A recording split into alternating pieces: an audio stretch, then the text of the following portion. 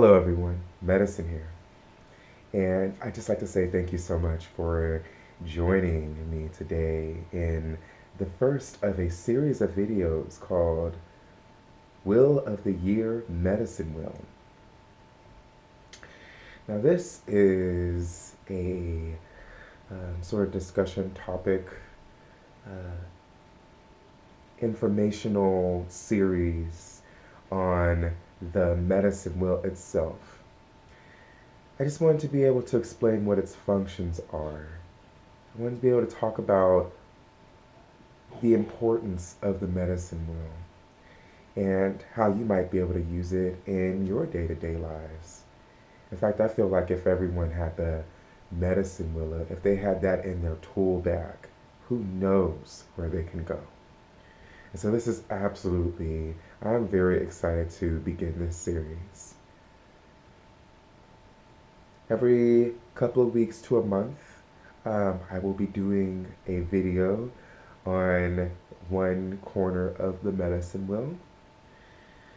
Um, and right now, because where I am, it's winter time, so the first video is going to be probably on the north, for example. Well, I've already started to kind of go into what the medicine wheel is, so without further ado, I'm going to talk to you a little bit about its history. So the medicine wheel originated from a couple of different North American native tribes. Um, uh, they used it in ceremony for various rituals, rites of passage, gatherings, teachings, healings. It's been such a great tool. Now, in the physical sense, the medicine wheel has four cornerstones, a center stone, and a various amount of stones that connect these stones together to create the medicine wheel. The four corners are based on the elements, and the center is based on the self. So the four corners cover each cardinal direction. You have the east for air, the south for fire, the west for water, and the north for earth. And they cover the mental, the spiritual, the emotional, and the physical.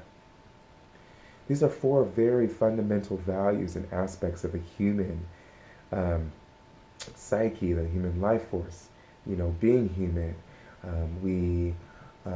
it is very important for us to nurture and love and develop and grow these four corners of the self. In Native American cultures, this act was done very much in conjunction to having a shaman or a medicine man present to facilitate the process. So what do I mean by that? Let me take a couple of steps back here and say that we live in a world now where if we need mental nurturing, we seek a teacher.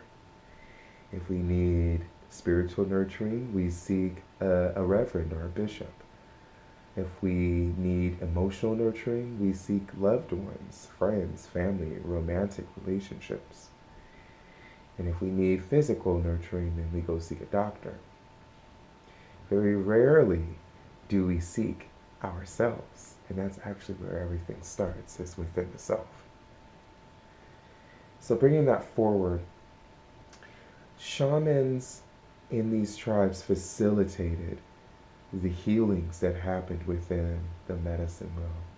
But it was very much up to the participant, the person being healed, to do the work.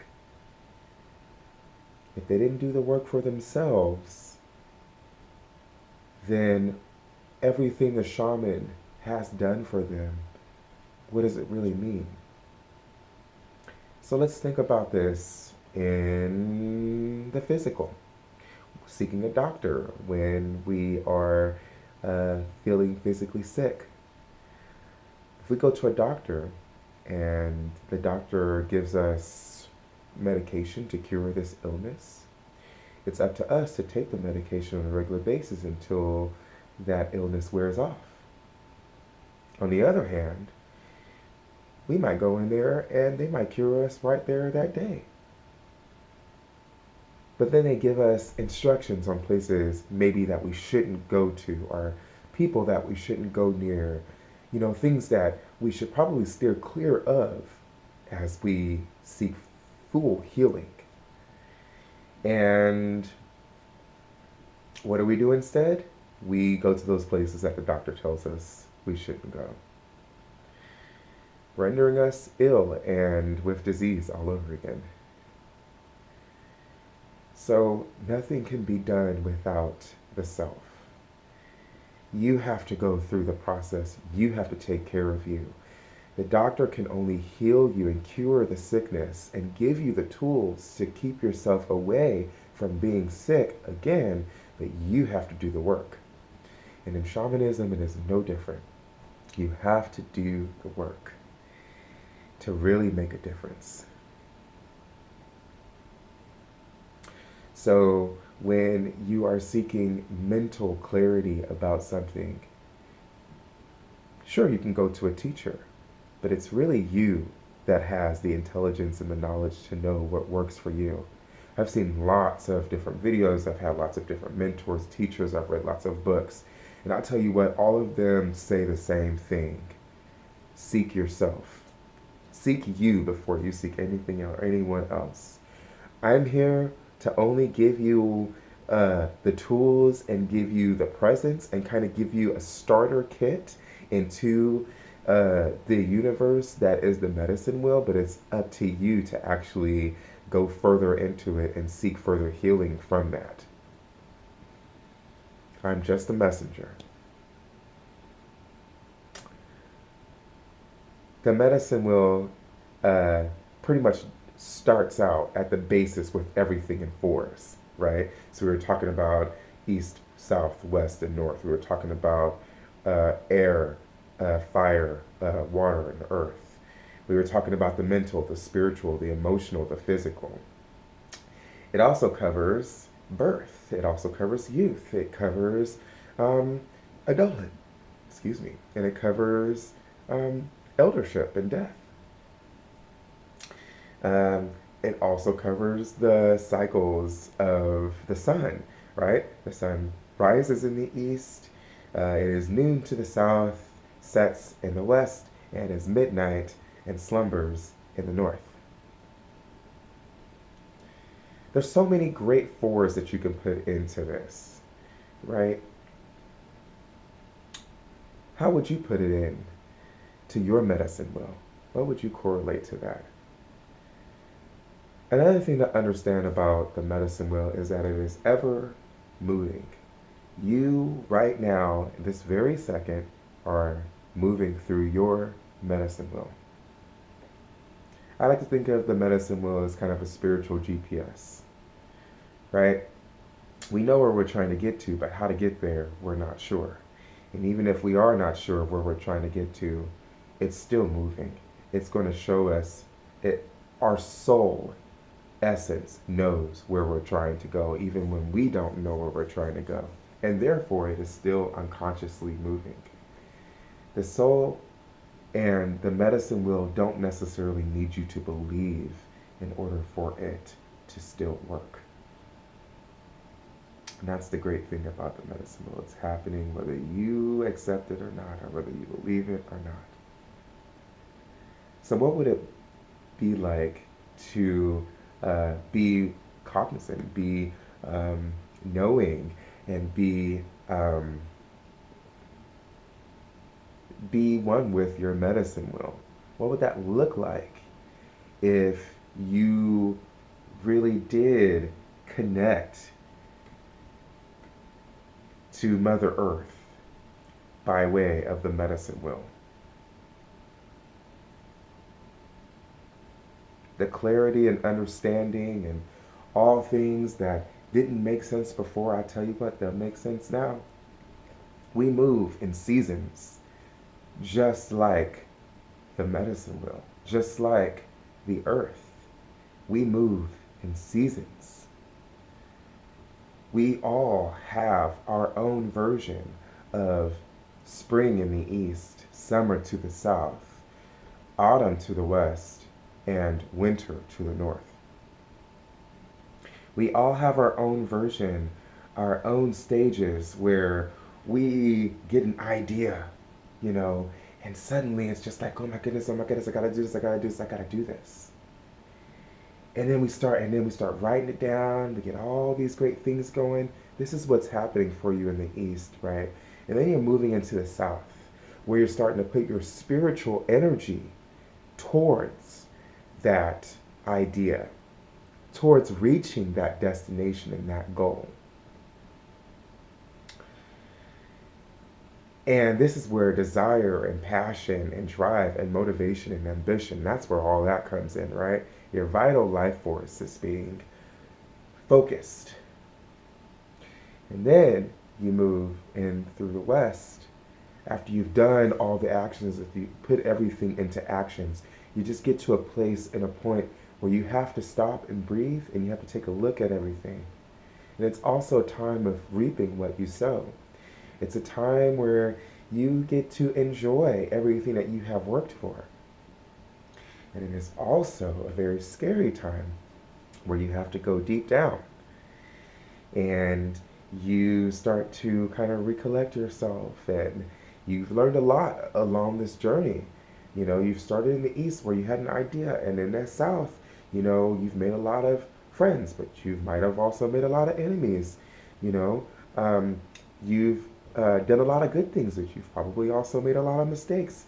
It is here in the west that we finally kind of take a sit down to kind of really harvest all that we've experienced, if you will. Harvest it all, the good and the bad, right? Or that which we personally define as good and bad, right? And in doing so, we really get to sit down and decide, okay, I've got 2 cobs of corn. This one's good, this one's bad.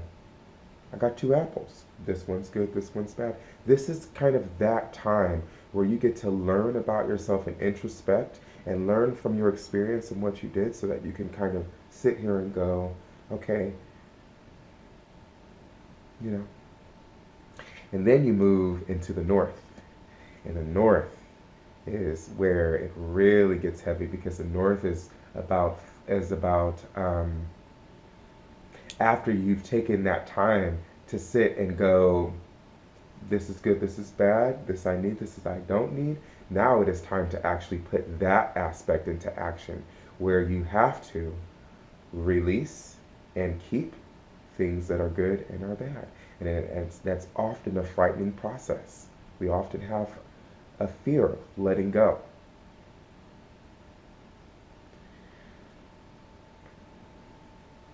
Well, we've talked a lot in depth about the medicine wheel and its self-healing qualities. Let's talk about the qualities also that it can be used for on a sort of divination level. Let's talk about things like tarot and astrology. With the 4 corners, you can have the 4 suits, right? So pentacles to the north for the physical, swords to the east for the mental, wands to the south for that spiritual fire, right? And cups to the west for the emotional, right? And all the court cards are included in those same directions, right? If you add on 3 more directions, above for source, below for Mother Earth, and within for self, you can also add in the other parts of the major arcana. And before I kind of go into that, let me also add in the chakras, right? So you can add the chakras in there, right? So for example, root chakra to the north, sacral to the west, Um, Solar plexus to the south. Uh, uh, Heart chakra to the east. Within, the throat chakra. Below, the third eye chakra, and above, the crown chakra.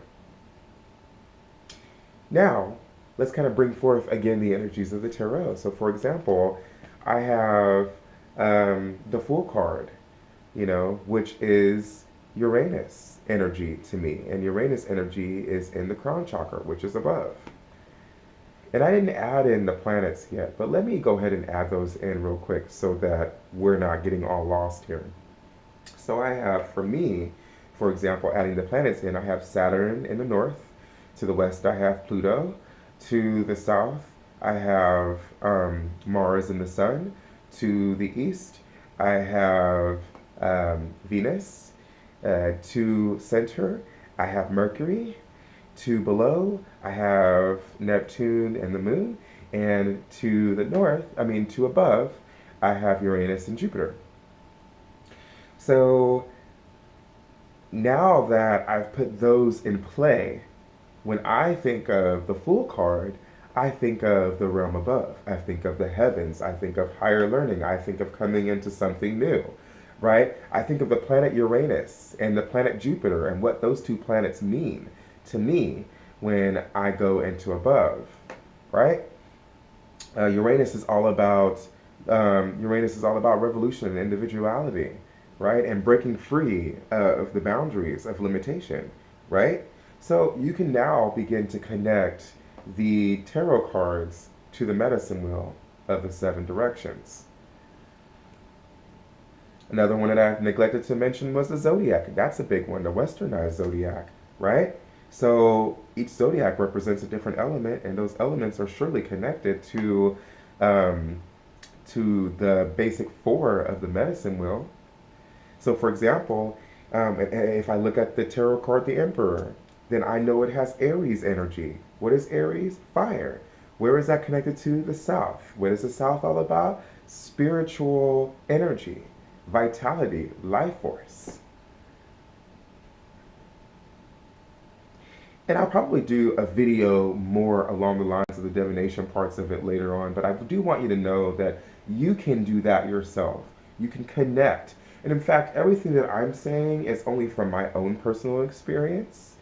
And I feel like it's definitely up to you to find out how you connect all the dots to make it work, right? The north might not be earth for you, for example. It could be air. Some places it's like that. It could be fire. What does it connect for you? This is all about you. This is all about you, okay? Because at the end of the day, me and my sovereignty are important to myself. You and your sovereignty are important to you. And again, me just being here as a messenger, all I can do is give you some words of wisdom and things that I've learned. It is definitely up to you to do the work and find out where it fits for you, right? So now that we've gone into a little bit about the medicine wheel, I'd like to reiterate that we are going to be doing different episodes on each direction, if you will. And I hope you yourself do some research on it. But if you'd like to participate, please feel free to stay tuned for the episodes to come. I won't be doing them on a daily basis. It'll more than likely be on a bi-weekly or monthly basis, as I do have lots of other little projects going on around here that I'm happy to and excited to share with you as well. And before we get out of here, I also want to give you a little treat. Me being all about the Celtics and Druid shamanism. The Wheel of the Year, great example, right? And that one has 8 corners to it. It includes southeast, southwest, northwest, and northeast. And you can see that in the north it has Yule, northeast it has Imbolc, East, it has Ostara for springtime, Beltane in the southeast, Letha in the south, Lammas in the southwest, Mabon in the west, Samhain in the northwest, and back to Yule again in the north. And these are the 8 fire festivals, our Sabbaths. So, you know, I mean, there's so many different ways, there's so many different tools in which you can use this, in which it would just be so awesome. And I'm excited to share it with you. So I hope you do stay tuned. And I hope that these tools kind of give you something to dive further into and kind of look into for yourself. Ahoma Takuyasu.